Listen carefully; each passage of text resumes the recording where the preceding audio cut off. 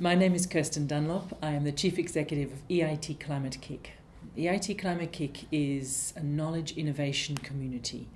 That means that we are a partnership. We work with and through other organisations. We're the largest public-private partnership in Europe working on climate change, specifically working on climate innovation that addresses both decarbonisation and addresses adaptation and resilience. And the organisations that are part of this community stretch from large corporations, big business and industry, through to single startups, entrepreneurs, students. It encompasses research institutions, universities, city governments, regional governments, NGOs, communities, small and medium enterprises. It's a very diverse, inherently diverse community. We belong to a family of the EIT, of the European Institute of Innovation Technology, that is taking public taxpayer money, providing it to European organisations in order to look at how we might speed up commercialisation of university research, speed up the possibility of industry R&D finding a niche in the market or market opportunities that would create productivity and jobs and growth for Europe, but also look at how to bring in the critical importance of education, capacity building, mindset changes, capability in the way in which innovation is nurtured. Europe gave birth to the Industrial Revolution, so in many ways it gave birth to the problem. And the role that I would see Europe playing is one of what I would describe as obligatory leadership. Leadership both informed by access to resources, to intelligence, and to the conditions, the political conditions for action that few other places in the world hold. And the obligatory element, call it a moral obligation, call it a practical obligation, to come forward with the next paradigm that can replace what the Industrial Revolution produced. If you look at global carbon emissions and the projections of the Paris Agreement, the extent to which they are horribly inadequate with respect to the kind of physical environment we're likely to be able or want to live with, you would want to see Europe decarbonise completely by 2040, not by 2050. I think Europe has both the imperative to do that and the means to do that. And that would require Europe to acknowledge that the degree of stability, comfort, resources, assets, intelligence, but also physical conditions give it an advantage in terms of running faster, given an advantage in terms of dealing with one of the most complex aspects, or the most complex aspect of this, which is the social and behavioural change, and bringing to bear on that the experience of 50 years of an extended peace project in handling minorities and handling governance through and with minorities, including every European member state, even Germany is some form of minority compared to the whole. The ability to set budgets, to set policy objectives over multiple time horizons, and at the same time mobilise action close to the ground, provides the wherewithal for Europe to model some form of polycentric governance. The technologies may or may not come from Europe, less and less likely. The social models could and should.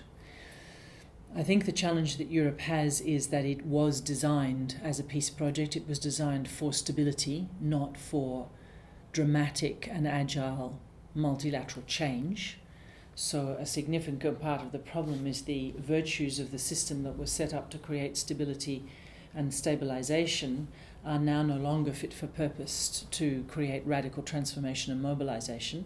On the other hand, this is a continent that has had decades of peace, more or less, and therefore enough trust, enough knowledge, enough collaborative elements, enough mechanisms for an enabling environment to take risks. Since at the core of European concerns is the validity of the European idea, climate is probably the single most unifying need for that idea, particularly with respect to the generations that are in their 20s, in their 30s, even 40s, 30s, 20s and younger.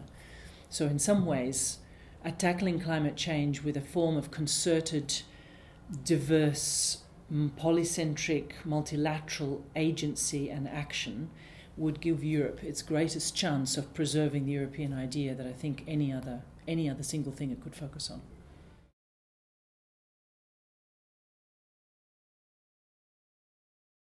As a recipient of public funding, the challenge is that the entire mechanism has learned to be afraid of anything that isn't extremely tangible, concrete, deliverable and recognisable, which doesn't lend itself, therefore, to doing something that is discontinuous and non-linear. So the fear of not being able to show that European money has been spent well on something that is clearly understood by the diverse many drives an inherently incremental set of activities and a very slow pace around them, and a fear of failure to such an extent that it's almost impossible to do anything that is surprising.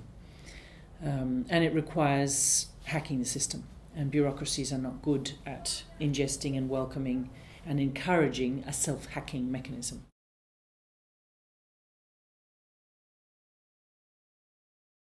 Humans change because of narratives. Stories mobilize change. They have mobilized change for us for 5,000 years. Why to go to war, why to move a city, where to go and move, what to care for, what to dream for.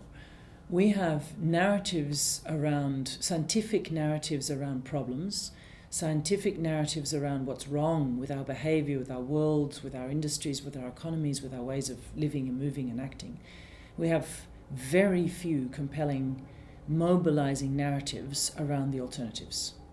And those narratives that exist are narratives of austerity or denial or sacrifice, which are very hard to mobilize people around, especially if the thing that they are worrying about is a day-to-day experience of, say, fuel poverty or economic concerns or social transformation that already feels discombobulating and uncomfortable. What we really lack are the mobilizing narratives of hope and possibility that paint a different picture, that is inspirational enough, that is meaningful enough for people to move towards. The second is that we have locked ourselves into a set of architectures and infrastructures around decision-making, the allocation of finance, the attribution and the definition of value, that we have almost completely abdicated responsibility to. So the market forces have become a life to themselves, a sort of a personality, a living thing that determines what happens in our lives, and we are in negotiation with them. We have forgotten, and we continue to forget, that we made them, and we can remake them and unmake them. And where that shows up is in, for example, international accounting, in accounting standards and accounting regulation. We systematically discount in all of our corporation law the future in favour of the present. So we have created an infrastructure for decision making that locks us into taking short-term decisions based on short-term interests, as opposed to decisions based on more complex, unpredictable long-term outcomes. So changing some of those rule-making mechanisms, changing some of the mechanisms by which we determine and attribute and understand value matters. Same with pension holders. The mandates that sit behind pension funds are stopping hundreds of trillions of money being put to work on building a different kind of economic system, because the mandates of every single pension manager, an investment manager on behalf of pension funds, is constrained to make sure that he optimizes, or he or she optimizes outcomes for those pension holders within the next 20 years. And the only way you're going to optimize outcomes is investing in oil and gas. If you think about who takes decisions, and you think about the experience of human life, and you think about the generational problem here, the victims of this, those who pay the price, are our children. Our children don't take decisions. We have created an environment in which the people who take decisions are at a stage of life where changing anything feels problematic. You are trying to get your career up or keep your career going. You're managing mortgages, loans, school fees, looking after perhaps complicated relationships with children, with spouses, and so on. There's nothing about the way in which you are psychologically experiencing life that suggests actively seeking change. One of the solutions we may need to think about is, how do we combine the older generations who have started to worry about legacy with the younger generations who are desperately worried about the future, and give them decision rights and invert the mechanism of who holds power.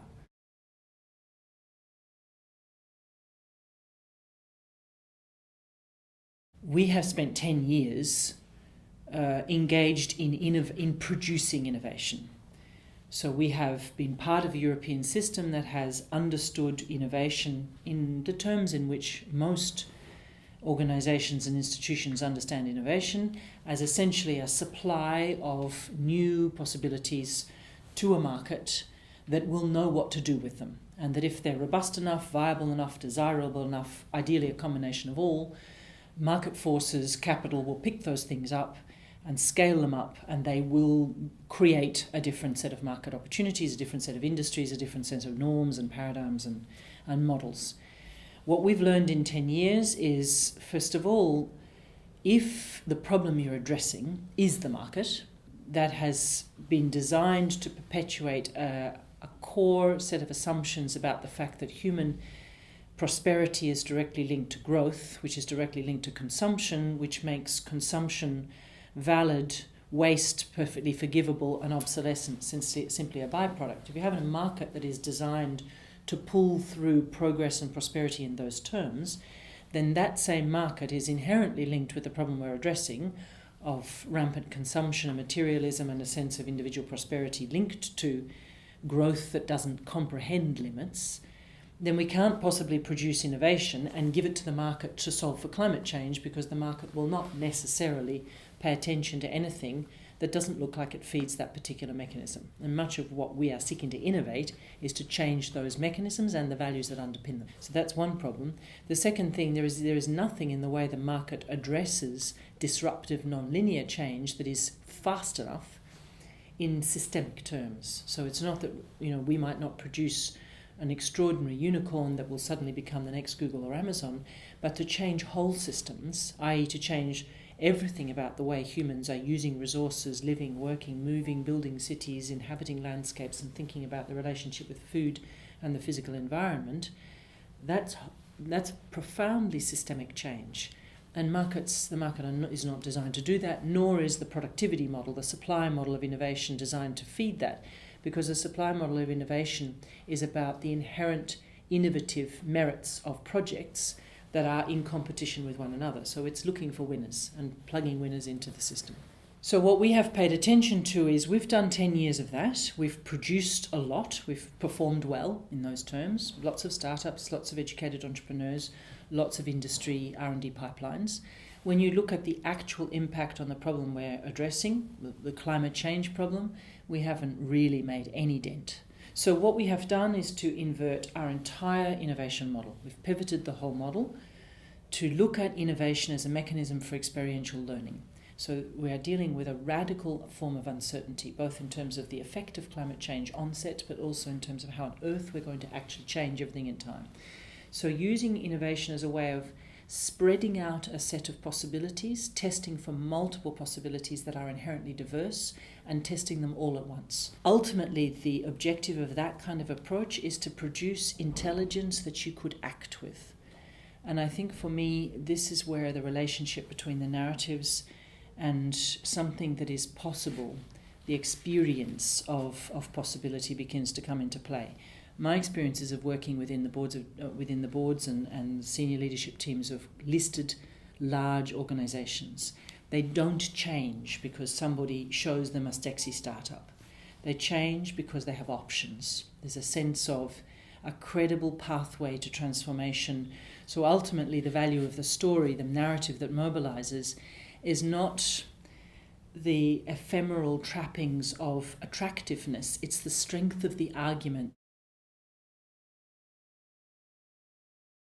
I think it would be, a dream scenario would be something in terms of permutation, variation, and meaning. Maybe those three things together. Europe offers a particularly rich concentration of differences in every sense, in one really very small space. If you come from Australia, a very small space.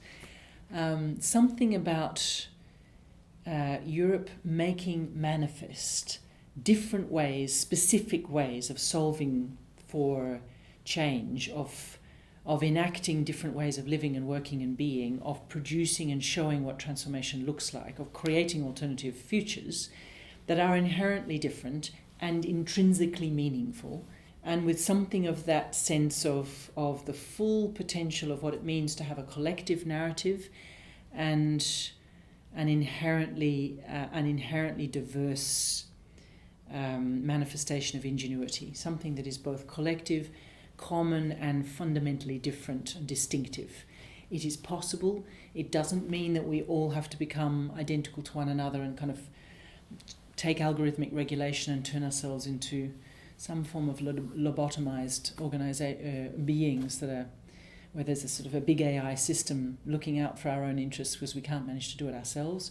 But there is something possible in that relationship between minorities and collective that makes it possible to show you the solutions here are manifold. They're not one or two, they're many. And the plurality of that, I think Europe has a chance to show what that looks like, and I would love to see that happen.